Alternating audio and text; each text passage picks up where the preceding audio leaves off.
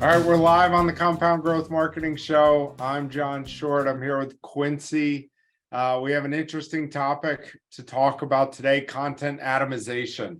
So when we think about this, I think a lot of opportunities left on the table with companies with their content marketing strategy because they take content, they take the research, the effort to produce the post, the interviews they've done, and they put it all into one blog post or one social post or one video, and they don't figure out the right ways to take the nuggets of information from that and turn it into many posts. So we wanted to talk a little bit about that today because with generative AI, whatever you want to call it, with AI tools like Jasper, Writer.com, ChatGPT, there are a lot of opportunities to continue to expand this and really leverage the content you create, feed it into some machines to help you develop more and more content. So curious to get your take here, Quincy. Yeah, I've been doing some reading and research into it, and I think they're really interested. I think it's so. First of all, I think it's an awesome thing. Like, I'm not one of those people who steers away from technology, and especially as we look at shrinking like marketing teams and things like that, and how people are having to get really scrappy with like how they continue with less people. And so I think it's great. The one thing that I'm concerned about, or that I fear, is relying too heavily on the technology and saying, hey, like, I'm going to feed Jasper this idea for a blog post, and then whatever it spits out, like, I'm going to take that and like publish it, right? So that's the one thing that like I fear, but I think that a lot of people have a good grasp on utilizing it as a support versus a crutch. Yeah, I think that's right. I think it helps speed up the content production process. So when I initially started hearing about people building AI into their writing process, they said it reduces the amount of time to create content by about 50%. And that number feels about right to me. It's not completely replacing writers. In fact, I think it places more importance on really good writers, because the amount of really bland, boring content out there's a ton of that. And so, I was talking to you before we got on air, and like one of the processes I'm using these days is I'll take one of our videos that we've produced on YouTube, I'll throw it into the site called summarize.tech, which will write a summary of the content we've created. Another tool I use is Transcript Forest, which will turn your video or your podcast into a transcript. And I'll take sections from that podcast that I really enjoy, copy paste it, throw it into the command section of Jasper, ask it to write a LinkedIn post for me. It'll put something together which has like the basic guts of what I'm looking to build, the core kind of hypothesis of the type of content I'm trying to create to put out on LinkedIn. And then I do an edit, basically a rewrite of it. But there's a lot of core nuggets in there that I make sure to wire into the threading of the content I'm creating. So summarize.tech or Transcript Forest, take that to Jasper, have Jasper produce a couple of paragraphs of content for me to go in, edit, revise, and rewrite. But that's helped save a ton of time in my content production process. So I think leveraging AI in the right places, it's not going to come up with something immediately that you can take and post out to LinkedIn. That from what I've seen, it wouldn't be that good. It doesn't really sound natural. It doesn't sound like my voice when I throw something into Jasper, but it is really good at kind of pulling some of the threads that I really want to make sure to get through, getting that into a content form that I can then edit to make sure it's the right thing. I think that's real. Here's the thing. I think no content team I've ever worked with is satisfied with the amount of resources they have. But the content teams that I think have done really well like Aaron Balsa and the team over when she was at Predictive Index and the team still at Predictive Index. I think about Drift, like Dan Murphy, Dave Gerhardt when they were at Drift. I think HubSpot did a really good job of this. I don't follow as much of their content these days, but back when Mike Volpe was CMO there, those companies have all done a really good job of taking content from a blog post and then figuring out how to turn that into tweet storms, LinkedIn posts, podcasts, all those things that really allow you to multiply the places where your content is getting out to. And another person who's really good at this is John Manini.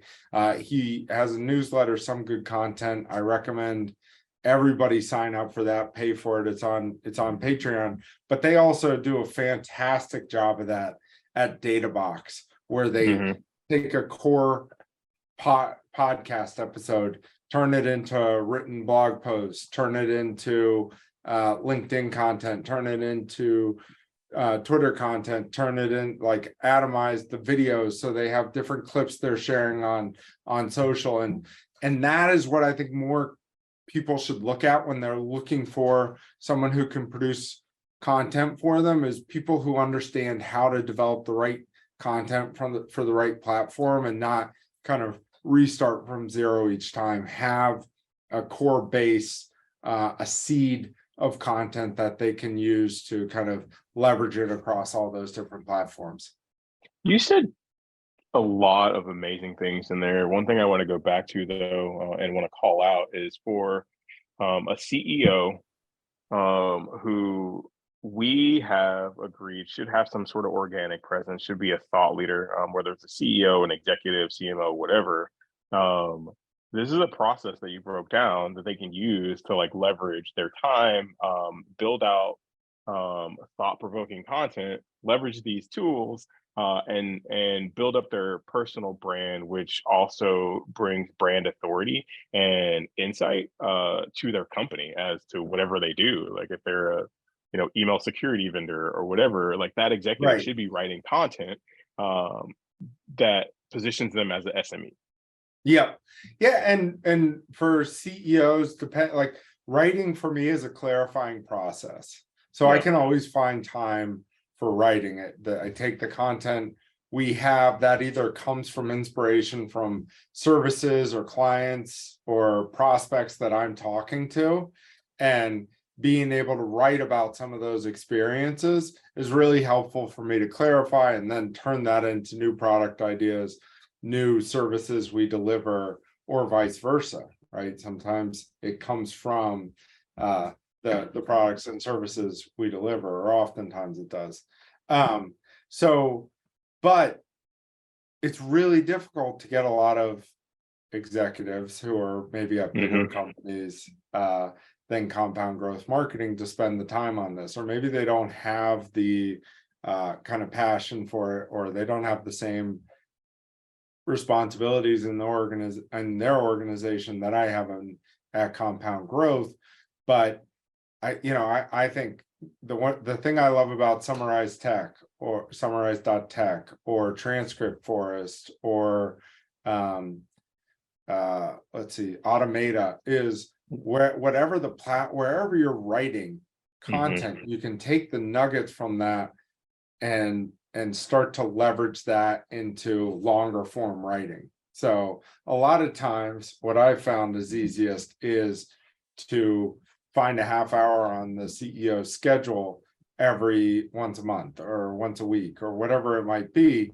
But recording those conversations, now we have a new way that we can take those recorded conversations and turn them into a lot of different forms of content that still has that the CEO's voice and what the CEO really believes in, which oftentimes for companies that we're working with is like a core belief across the company. So being able to figure out how to take those communications from the CEO and turn that into content becomes really important. I think the second layer that I wanted to get to on that, so we talked about the executive layer, is this aspiring individual contributor, right? Like, so now, like, you're a content person, in the marketing team. You've just outlined, hey, this is a way that we can give your CEO a brand voice. You have these meetings, you build out this content, and then you present this stuff to him or to the whatever exec, and you're like, hey, we could do stuff with this. You position how you can leverage it, and now you've built out a new process. You've positioned yourself in a very strategic way. I think the other thing to call out for content people and individual contributors is figuring out how to leverage content for different channels, like being aware of, like you said, tweet storms. Most people are writing blogs. They're not looking at tweet storms. They're not looking at like very strategic LinkedIn posts and leveraging those content across the channel for that individual. Right. So I think that's super important. Yeah. Yeah, absolutely. And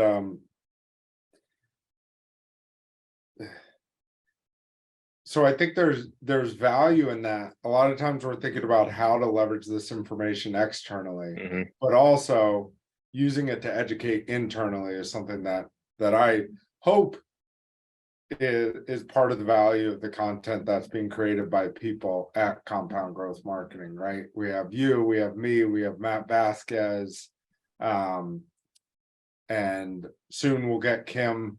Yeah, I was like, we're recruiting more people. Yeah, we're recruiting Kim. We need to get Liz if she gets under, if she's able to find more time somehow in her day to create content. But it's a great way to have the content be useful for people to understand what the core philosophy is of the companies that they're working for. I think that was one of the fantastic things that HubSpot did back in the days of like HubSpot TV. Brian, their old founder, I forget what his last name, Brian Halligan, the founder, Dharmesh Shah has continued to produce a ton of content. Mike Volpe, who is the founding CMO over there, they were all producing a lot of content. They had a podcast before podcasts were a thing called HubSpot TV, where they would kind of reinforce the messaging. And I think, and it's not proven, I've never heard someone say it, maybe they have, but I think that was just as important for getting everybody in the company to be able to understand and talk about the product the right way as it was for the external benefits of driving new customers into the product. I think they've continued that because I now follow Kyle Jepson, who used to be their CRM expert. And now every time there's a new product release, like he's the one I go to for information on HubSpot. I'm sharing out his content and things like that. So I think they continue that template into the I'm glad to hear that, because I haven't followed as much HubSpot content recently. I've kind of felt like their new CMO and their old SVP of marketing, who just went to Zapier, they kind of started talking about like Web3, and they were all about how like crypto and everything was going to change the world. And then since then, they've kind of shifted to how AI is going to be. They haven't really focused on the market that they're in. And so I haven't really followed a lot of the content. Haven't been a huge fan of what they've had to say as much as I did back in 2008, they had a pretty big impact on how I viewed the world of marketing and where my focus was and how to take your product to market. So I haven't followed it as much then, but I'm glad they still have those like specialists who are talking about the CRM, talking about marketing automation, because I think it's so important. And 100%. And I think as like from a brand, if we're talking about utilization of this type of content, atomizing content and making sure that there's enough of it, like we talk about compounding effects, HubSpot's top of mind whenever I like think about marketing automation, just because recency, it's the experience that we have where like a Marketo or like a Pardot or any of those, I'm not seeing the same amount of content or the same sort of spread across the where I do my information, and so it's kind of harder to reference those like without like a lot of that content and the spread and the compounding effects of all that content. Yeah, does anybody still work at Pardot? Is that? I'm not sure. No offense. I'm sure they still have people in sales, but I don't I don't think there have been any significant changes to the product that I've seen. I mean, I bought it 2015, maybe. Yeah. I don't think it's changed a lick since Salesforce bought it. And Marketo, I mean, they're in a different sphere. But yeah, I mean, I think you see more CRM marketing automation content coming from like the Zapiers of the world. Inflection.io is another one. You see it from some of the other like vendors in the space, but not necessarily like the Marketos and Pardot's of the world, when it was like kind of a race to be the leader in the marketing automation space. And then as you say, HubSpot. But that kind of aligns with my view of the world on marketing automation right now. HubSpot's still innovating. Marketo is just kind of satisfying that enterprise audience, and Pardot isn't really doing a lot right now. And I think it also speaks to something you said earlier about like how you're able to be agile at a smaller company versus like a larger company. Because like somebody at Marketo, there's like more red tape to go through to even put out this content and do this like atomization and things like that. Whereas like HubSpot's like really scrappy, super agile, and they're like, hey, you have the freedom to do these things and build like individual brands and lift up the overall brand. I would imagine Marketo and HubSpot are the same size. But Marketo is a part of, when you look at just the marketing automation and CRM unit, they're the same, but it's a part of Adobe now. They didn't really build in the flexibility across the organization to always be producing content. That's been a part of HubSpot's DNA since day one, where they still do kind of feel scrappy, like they're testing new things out constantly, and they've always put in a big emphasis on developing content.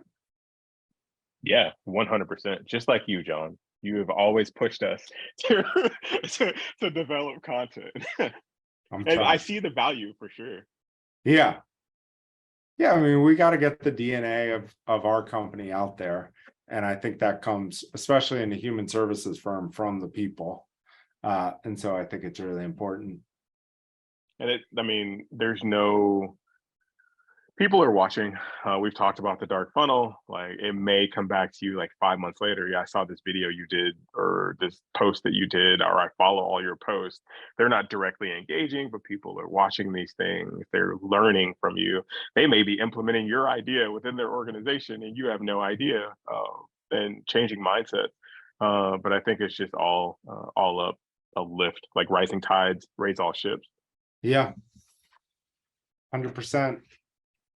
Love it. Well, thank you all for joining this. Thank you all for listening in as we talk about content. Again, the main points for me are, it's really important to think about the ways to take the core piece of content you create, whether it starts with a newsletter, blog post, podcast, etc., and think about the different ways to build off of that, to have different content out there on different platforms. I think AI has been incredibly helpful for me, of being able to go back to older content, kind of work on a rewrite, or take one specific nugget, like one paragraph of that content, and turn it into a whole new post. Summarize.tech is great for taking YouTube videos and building a summary of it. It also does some transcription. Transcript Forest is another company that is doing a lot of transcription, and you can take specific blocks of text from that you think were really valuable, and figure out how to turn that into a LinkedIn post. There's another company that I've been in touch with the founder of. It's let me see, byautomata.io. They are really interesting in that kind of Jasper space, but really focused on taking content that you've developed and helping you to reformat that for different audiences, for different platforms that you're on. And they're working on some other things that I think are really exciting for the future of content development, especially as we think about how to leverage more content from CEOs, thought leaders. And then I'm using Jasper.ai. I think it's good. I don't think it's great. I've heard writer.com is good, and obviously a lot of people are using Chat GPT, but all these tools can be used to help us create more content, but you do need a really strong kind of core nugget of content to be working from. So thank you all. We're going to let Quincy play you out. Check out his Spotify page. What is it? Quincy Forte. Quincy Forte, you yep. can hear more of his music on Spotify. Thank you all for listening.